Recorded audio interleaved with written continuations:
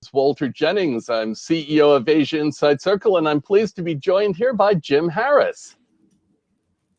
Jim, why don't you try the microphone to make sure everyone can hear you? Well, it's great to be on this, Walter. So great. It's Thursday night here in Toronto, Friday morning in Hong Kong. Fantastic. Well, for those of you who haven't been to one of our events before, Asia Inside Circle is a CEO networking group founded here in Hong Kong 7 years ago. We every month have a Chatham House Rule breakfast with closed doors and great speakers. And ever since coronavirus, we've been having to do what every business has to do around the world, which is manage disruption. So while thinking through that subject, I figured there's no better person to help us understand disruption than Jim Harris. Jim Harris is the best-selling author of the book Blindsided, talking about the next breakthrough that'll help or hinder your business. We're going to be diving into a lot of blindsided and disruption in a few minutes. He's also written The Learning Paradox and Emotional Learning. Jim is an in-demand corporate speaker who speaks at more than 50 conferences a year, and he's a principal at Strategic Advantage, a consulting firm. Earlier in his career, he was a politician and was the former leader of the Green Party in Canada.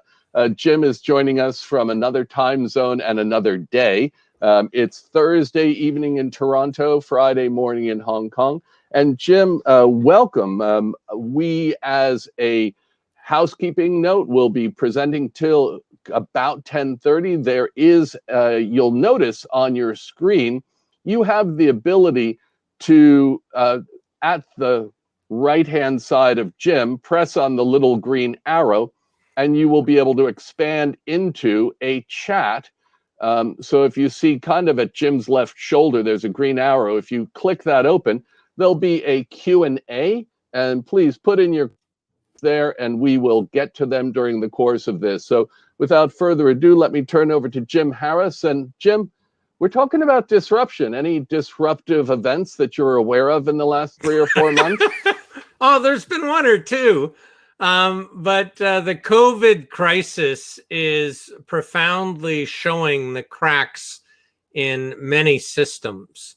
And the thesis that I'd like to put forward tonight is that companies that focus aggressively on digital transformation pre-COVID are doing very well. And those that have resisted, for instance, e-commerce, online, smartphone-centric business models are getting crushed. So just a couple data points around that. In December, Zoom had 10 million daily users, and in April, it was 300 million.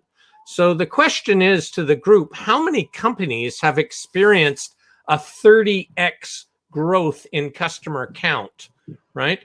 And many companies prohibited people from working from home pre-COVID. Now they're being forced to revise those policies. They're learning that people can work from home. And when we go back, whenever that is, people are going to say, I want to work from home for 2 or 3 days a week. And their spouse is going to say the same thing. And companies are going to realize, why do we have this hugely expensive commercial real estate in the financial downtown core? We can cut that in half, let people stay at home for 2 or 3 days, and drive millions of dollars directly to the bottom line. So I predict that commercial real estate is going to have a tough time when things go back to normal, not that they'll ever go back to normal. So that's just one example, and we need to think about the cascading implications. 70 million US households have a second car. Well, if I can work from home 2 days a week or 3 days, and my spouse can, why do we need 2 cars? We're going to let go of a second car. And if we are in a pinch, we'll use Uber and Lyft. So it's really bad news for auto sales and really good news for mobility as a service. That's Uber and Lyft. So it's not just the primary shock, it's the cascading consequences or the secondary implications, second order effects that we need to think about with the COVID crisis. Jim, when you started your book Blindsided, that came out in 2008, then you were talking about the upstarts like the Airbnb upending the hotel industry or Uber upending the car sales. And, you know, the premise of the book was how do you spot the next breakthrough that will help your business? But let's talk about kind of risk assessment and understanding the external forces that could send you bankrupt. I mean, what kind of radar screen? How do we need to adjust our radars to be better suited going forward after this? Well, that's a great question, Walter. You really need to be looking and tracking trends and see how they grow over time. So, for instance, when you go back to 2005, e-commerce in the US was just a very tiny percentage. It was, you know, less than 5%. In last year, 2019, it was 16.3%. So we can look over a long period of time and see a slow, relentless growth in e-commerce. So we need to pay attention to that. During this coronavirus lockdown, the only retailers in North America that are open are grocery stores and pharmacies. Every other retailer is being crushed, and e-commerce has grown by 70%. In other words, e-commerce has grown as much in the last 10 weeks as the last 10 years.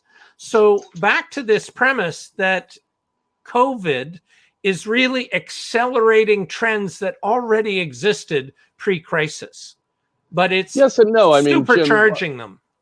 Yeah, so let's talk about, as an example, let's go way up, away from retail and head up the supply chain. Prior to COVID, we would have seen just-in-time manufacturing, really lean inventories, and kind of a centralized production way, way far away, maybe even in China back in the days when there were good relations between China and North America. But now, in a post-COVID world, we're even seeing supply chain manufacturers rethinking where they're going to keep their inventory and how much inventory they have on stock. This is a really great question. There's a couple of ways of coming at this. One is there are more than 2,000 moving parts in a traditional gas-powered car. In an electric vehicle, there are 20. And what that means for a traditional car, you have to maintain parts inventories of all these 2,000 parts. And if you don't have one part, you can't make the car, okay? Because you got to have a carburetor or whatever, right? But with an electric vehicle, if you have simplified your design to just 20 moving parts, you don't need to be very deep into inventory. So number one, how will manufacturing and supply chains simplify that process? Number one. Number two, with PPE, personal protective equipment, we've seen horrific shortages and very bad distribution. So nations are going to say for critical manufacturing, we're going to onshore it to ensure we have our own supply. The third thing I want to talk about with this is 3D printing. So in Italy, when they were having all the deaths, there were ventilators that couldn't work because they were missing a single part.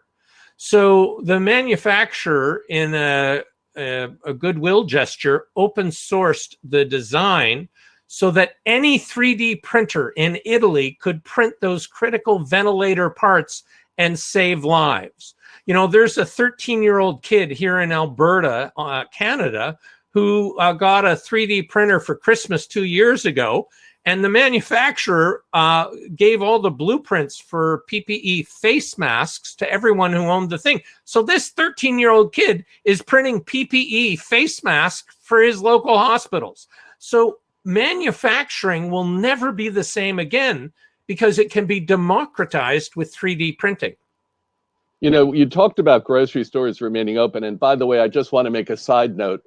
I had a 1976 Buick that I think had 5 moving parts, but we talked about the groceries still being open and the food stores. And from a supply chain standpoint, you find that food is produced closest to where it's consumed of all of the supply chain around. And yet even now we're finding that farmers are having to slaughter animals and till food under fields because of the change in our eating habits. We're going to the grocery store and not going to the university canteen or the restaurant or the buffet table. So we're seeing quite a number of changes even in the most stable of supply chains.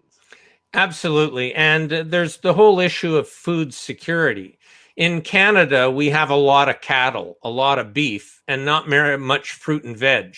So we have what I call the 3,000-mile Caesar salad. We get our romaine lettuce from California, 3,000 trucked here, 3,000 miles. So, we have beef coming out our ears, but that beef has to be shipped to U.S. slaughterhouses to be processed. So there is an interdependence that moves across borders in the way food is done. So just like the PPEs production being perhaps nationalized or regionalized, we're going to see food supply chains perhaps altered in the wake of COVID.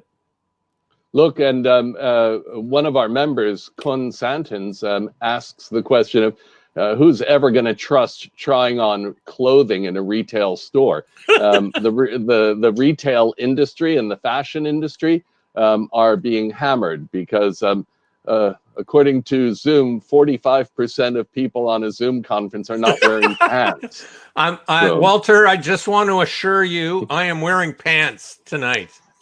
I cannot provide that same assurance. But Jim, let's come back to the question at the outset, which is kind of what can I do? Many of the people joining us are small business professionals. They have consultancies, they have agencies, they're CFOs in large food concerns. They're trying to manage. So what are some of the smart things you're hearing and seeing right now about what companies at not the Uber level, but at the kind of the small business level doing that's helping them? That's a great question. So first off, in this crisis, we're going to see the lowest interest rates we've seen in a long time. So at the start of the crisis, in February, I began the renegotiation of our house mortgage. So we're taking advantage of the lowest rates in, almost 30 years to lock in mortgage for the next 5 years at the lowest rate. So that's going to save my wife and I about $100,000 of interest. So, we should make lemonade out of lemons. Within companies, so access to capital is going to be very important for small business. Liquidity is a major issue when everything grinds to a halt. So think about how do you cut your expenses. I speak at conferences all around the world, and I knew immediately at the end of February that my revenue was going to plummet speaking is about 70% of our corporate revenue, and I knew that would plummet by 70 to 90%. So I went out to everyone in our organization and said, look, we're going to have this crisis. We can see the writing on the wall. What is the minimum that you need to get by? And some people in our groups came back and said, well, I'm only working 2 days a week for you, so I can get by on zero because with my other job, I'm fine. My husband's still employed. Fine. Other people said I need only $500 a month. Some other people said I need 15 hours a week. So the principle here is involve people in the decision and the urgent situation, and they'll be committed to the outcome. In fact, if I said across the board, we're going to cut everybody's paycheck by 70%, that would have been terrible for some people and way too much for others. So by involving people in the decision, the actual staffing complement was cut by about 80-85%. So I also, Jim, one thing I want to add is if you're running a small business, pay attention to all of these pronouncements coming out of your government, your national government. So here in Hong Kong, we've had a few initiatives that allow us, as we run our own company. So the government will pay us to keep employees on for 6 months at a way reduced rate, but that's forcing employers to keep employees on.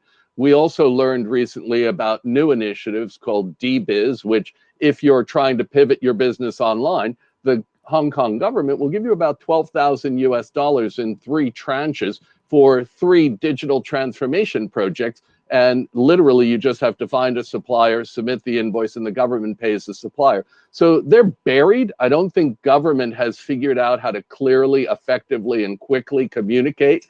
But they are trying to make some of these packages available. So I'd encourage everyone to look high and low at the state, local, and national level for any of the packages they can participate in. This is a great example. Here in Canada, we have similar packages. And I have partnered with the accounting firm that we've been working with for 25 or 30 years. And we've been putting on webinars. That's a kind of 1-2 webinar where Andrew, who's the managing partner of the accountancy firm, will cover the programs, and I'll cover how do small and medium-sized businesses pivot in this COVID crisis. So the principle here is our customers, our clients are all suffering as well. And how do we be of service to them? So this dual webinar that the accounting firm we work with and ourselves have put on twice, we're going to keep on doing it. We've had hundreds of people involved who afterwards learn the kind of programs that can help them. So how do we be of service to the business community, to our colleagues, to our friends? I do find that there are, per the comments you made right at the beginning, Jim, there's a massive pivot to digital. And we had one unintended upside of being early in the coronavirus in Hong Kong, that we've been at this now for 4 months. And so I feel sometimes we're coming from the future. I had 7 meetings yesterday in Central. I was going to coffee shops, getting my temperature taken, signing health declarations, going into meeting rooms. And we're here at Asia Inside Circle pivoting to digital. So, I find that this is going to be a trial period. Everyone's going to forgive bad webinars and patchy digital implementation for a few months. But when you come out of this by the end of this year, if you're not top of your game in the digital offer, you're really going to be in the dustbin of history.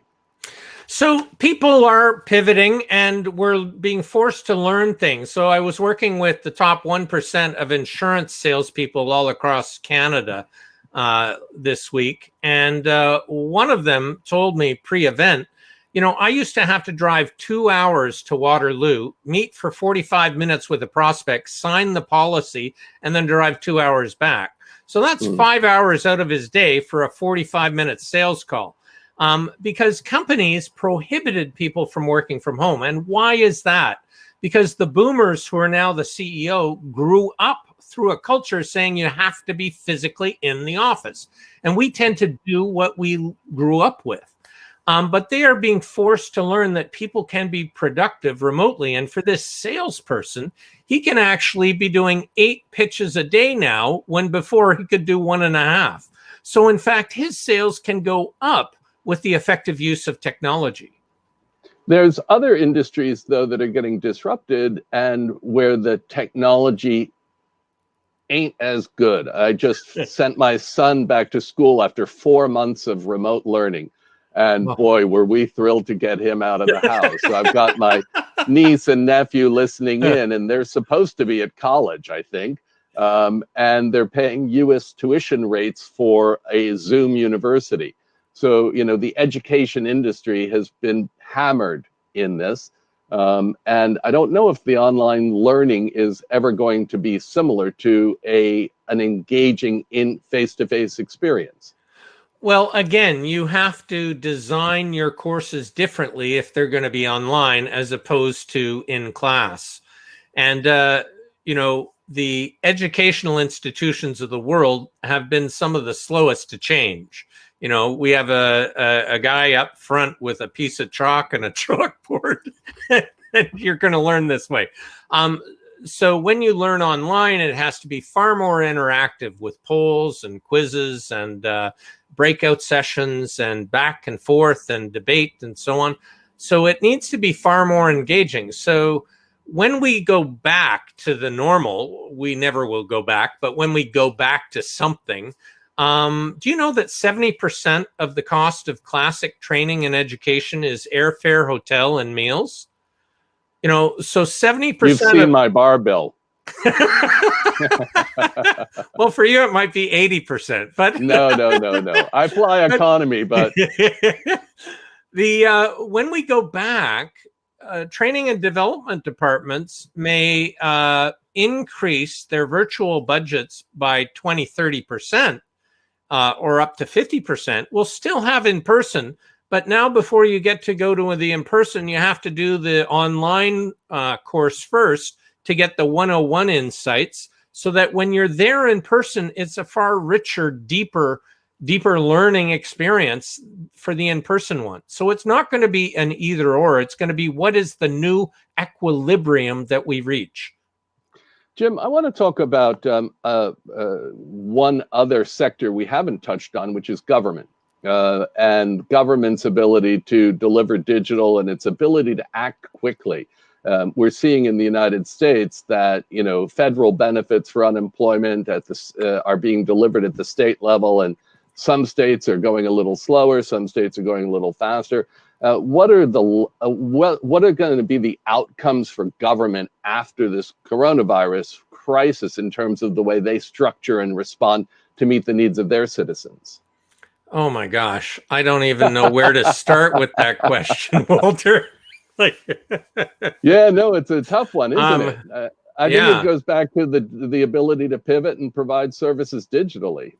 So what we're seeing is that government just is incapable of acting quickly or responding. Now, the exception to this, in my experience, has been this COVID crisis. In Canada, we've seen the government pivot very quickly, and we've seen parties work together. Because we are in this huge crisis, lives are at stake. And so, but our parliament had trouble even allowing for remote sessions, right? No, we have to have, I was in Davos, okay, at the World Economic Forum when I first came across COVID, okay? I began tracking it at Davos. Imagine somebody from China came to Davos without knowing it. They were asymptomatic, and all the world's leaders who are over 70 were wiped out in a single meeting of 3 days in Davos or 4 days in Davos. Like, I was thinking about a fictional book for that. Yeah, but well, its truth is now getting much stranger than fiction. Yeah, because fiction has to make sense. Like, truth doesn't. So, what we were talking about, I got lost on this. We were talking about government, but look, yes, Jim, in your book Blindsided, you talked about kind of looking for trends and what's next. So we're in the middle of coronavirus, but what are some of the longer tail trends that you see going to continue impacting business for another 2 to 5 years' time as a result of this? So not just as a result of this, but this smartphone, which happens to be a Huawei, has more raw computing power than IBM's Deep Blue, which was a $100 million supercomputer in 1997 that beat Garry Kasparov in chess. And I carry this in my hip pocket at all times. So our smartphones are getting smarter because now there are AI chips in it. And we can begin to, for instance, we could contact trace 3 billion people in real time with their smartphones. It's not the technology that's holding us back. It is the mindsets. It is barriers that exist in legislation or regulation. You know, telemedicine right now is exploding because those barriers are being broken out of necessity. Who wants to go sit in a waiting room with other people who are coughing, waiting to see the doctor? Nobody wants to do it. No. Do you know that the University of Cambridge has developed an app for the smartphone that listens to you and based on your cough tells you whether you have COVID or not with a very high probability? Yeah, so here in Hong Kong, we did not have that kind of contact tracing built into our mobile phone, but across the border on the Chinese mainland, it was standard that you would have to show on WeChat the QR code that was either green or red. And if it was red, then you were confined to your apartment. You weren't allowed to go out. And if it was green, then you were allowed to travel. And sometimes it just was based on AI estimation of who you were adjacent to or the amount of COVID in your neighborhood. So you might have done nothing but stay home and still you'll present red because you're in the midst of a hotspot. So this is from a country where privacy has a completely different context than what we're used to in the West or the US, EU, et cetera. So yeah, I think there'll be perhaps some mandates from government that will have to give up on privacy in order to manage public health. Yes, and you can do it in such a way that anonymizes an individual, like using blockchain. But when this crisis happened, we bought a little oximeter. It's a tiny little thing you stick your finger in every morning, and it measures your blood oxygen level. It was $24 from Amazon. This is what 20 years ago would have been a $15,000 piece of equipment in the hospital. I can get for $24 shipped direct to me by Amazon.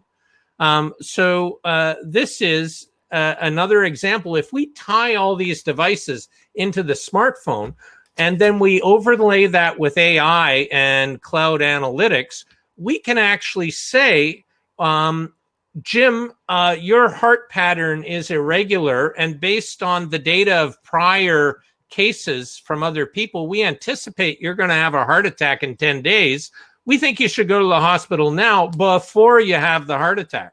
Like, well, either that or Google Ads is going to start presenting you heart medicine adverts, because I accidentally once mentioned I needed new hiking boots, and for the next 2 weeks, all I saw in my feed were ads that said hiking boots, hiking boots, hiking boots. So it ain't perfect yet. No, but did you get some nice hiking boots? I want to hit one more sector that's been really damaged by all of this. Travel and tourism. Airbnb, the folks who had 5 houses all rented out all the time. The airlines. Every week there's a new prognosis about how long it's going to take us to return to normal.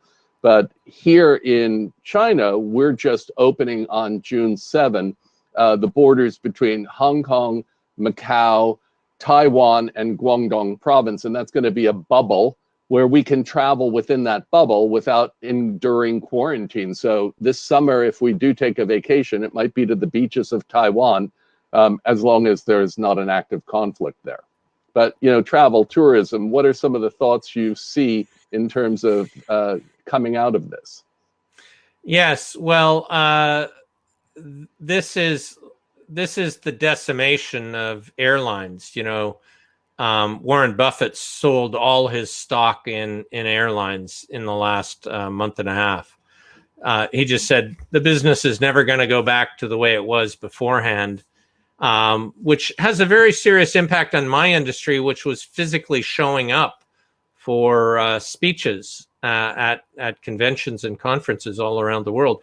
But we need to think about things differently. So when I, for instance, gave a presentation in Dubai, it's a 15-hour flight from Toronto. I have to fly not the day before, but the day before the day before. So I acclimatize. I give my 1-hour talk. I'm in Dubai, so I want to visit some of the souks and so on. And I come back, a couple days later. The shortest time frame is 5 days.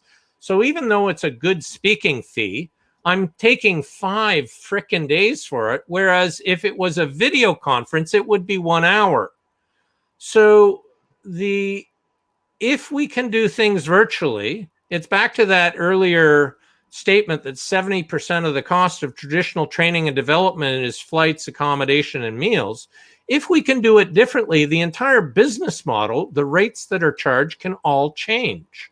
And and with the introduction of faster mobile technology such as 5G, we'll be able to go from this very flat screen experience to more of a virtual reality where your virtual presence will be beamed into a room. So Tamara McCleary spoke last month about a studio she'd visited in Los Angeles, where they're able to literally kind of beam you presently into the room. So Yeah. I'm looking forward to that speech in Dubai. Yes, well, it exists. There are companies that will holographically represent you to another country conference, and it's a very black screen and curtain that's behind it, and it's a 3D holographic representation. And you're moving. You're in a studio being filmed, moving and responding in real time to people in Dubai. Now it's hugely different time zones, but you're up in the middle of the night, perhaps. But you can respond to questions, and you know, all your video, all your gestures are captured, and it's dynamic, live in real time. Just a quick pause to the audience. We're got about 9 more minutes. Please, if you do have questions, let us know. Jim Harris, Santo Rizzuto was asking about the people craving face-to-face, and what does this mean about the design in the future of places and spaces? How will the physical environment change? Yes, well, I grew up with a TV show called Get Smart. I don't know if the cultural reference will translate to anyone else, but I've got my shoe phone. Woohoo! But there used to be this cone of silence that would descend upon Max and his boss so that they could talk in these cones. I've seen some designers at restaurants having cones over individuals. So there are 3 or 4 people at a dining room table, but they have a cone over them, right? I've seen in Amsterdam, some restaurants are putting tiny little greenhouses out on the patio so that people at the restaurant are in their own private greenhouse, in essence. So at Starbucks in Central in Hong Kong yesterday, there were fewer tables, and then there were these cardboard partitions in between diners. So yeah, so we're going to figure this out as we go forward. But here's one thing that is interesting. Uber rides are down in North America, but Uber Eats is up 89% month over month. So this is really interesting. Uber, one, waived all fees to the consumers to get Uber Eats delivered to their homes. Why would they do that?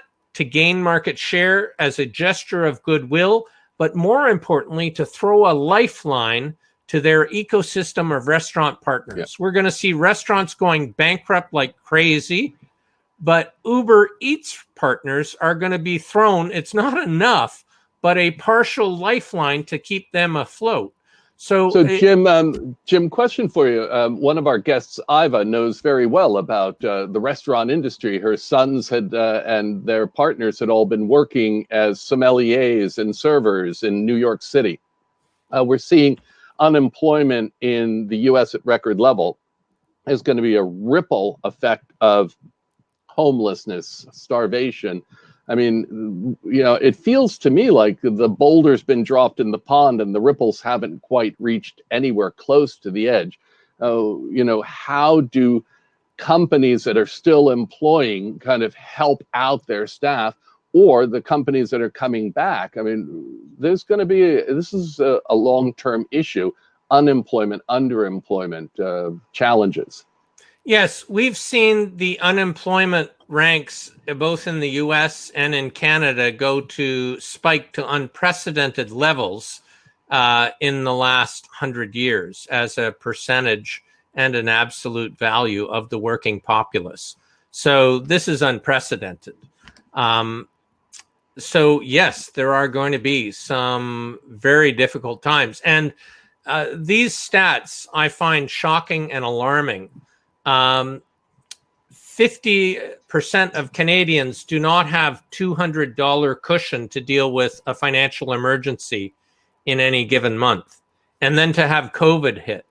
The numbers are similar for the US. So before COVID hit, we were told the economy was doing great. We were in the most expansive period of the stock market over blah, blah, blah, you know, all this great thing. But it was hiding the fact that half of the population are living hand to mouth. And it is not. So how do we change the structure of our society going forward? In Canada, the government has a program to help people by giving them $2,000 a month. There's programs called basic income or guaranteed annual income that these programs are kind of modeled on. And the interesting thing when those experiments are actually done is 100% of the revenue that people receive is spent in the community on food, on shelter, and so on. Look, I also think it's going to lead to a restructuring of healthcare, because here I've been 12 years in Hong Kong, so 12 years in Australia and now 9 years in Hong Kong. And I'm not accustomed to people with medical insurance because it's provided by the government. So that's a big change. Speaking of which, Kiara in Singapore wants to know about the opportunities. She does a lot of work in wellness and mental health. And we're seeing already an explosion in domestic abuse, alcoholism, over medication. And what are the opportunities, though, for the healers, for the kind of remote mental health and counseling industry?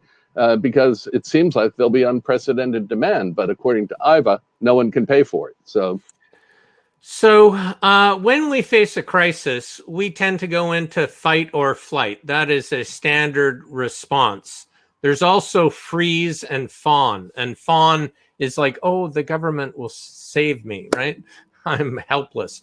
So these emotional states that we go through, fight, flight, freeze, or fawn, really don't help us get to innovative and constructive responses to a crisis. So we have to move beyond these. This is more easily said than actually done. But this crisis is providing an opportunity for people to question. For instance, I just look at my credit card bills. They have fallen by 90% because my wife and I say, well, you know, revenue's way down. What were we spending all this money on? What do we really need? And we found we're living very well with 90% less expenditure. Now, we're not eating out at restaurants, which we used to like to do, but we're eating better than ever before and cooking at home. So some people will be questioning, it was kind of insanity. We were all running so hard and fast before. What was it all for? What's the meaning or purpose of life? And this has given us a time to reflect. Now, I don't want to diminish in any way the very difficult challenges that people have who are worried about paying their rent at the end of the month, or where's the money going to come from to feed the kids. But that's where we need to look at societal changes and policy changes like guaranteed annual income supplement or basic income. Yeah, you'll see habits change. When I was a child, we used to visit my great aunt Lottie and Uncle Alan. I couldn't understand why she had a ball of twine. If she got pastry, she would save the string. You know, she grew up during the Great Depression. So, you know, our habits will change, and we'll have, I think the next generation will be Generation C, Generation Coronavirus, and their approach to many things will be very different from the way us boomers ruined the world. Mm-hmm. So the expression "a crisis is a terrible thing to waste," I think is we have to take this very challenging time and reflect and say, what should we be doing differently going forward? What should we be doing differently right now? Yeah, Jim, I appreciate the conversation. There's still plenty more to explore. Folks who have joined us, thank you very much. Jim Harris, you can follow him on Twitter at Jim. Just collapse the name into one long and you've got it. We have another 15 minutes at the table for a Q&A, so if you want to mob Jim, and we're getting a lot of comments saying thank you very much. Everyone, thank you so much for joining us, and we'll see you at the tables. And 10:45, sorry, it's a hard stop. But Jim Harris, on behalf of all of us at Asia Inside Circle, thanks so much for the great talk. My pleasure. It's been fun. Okay.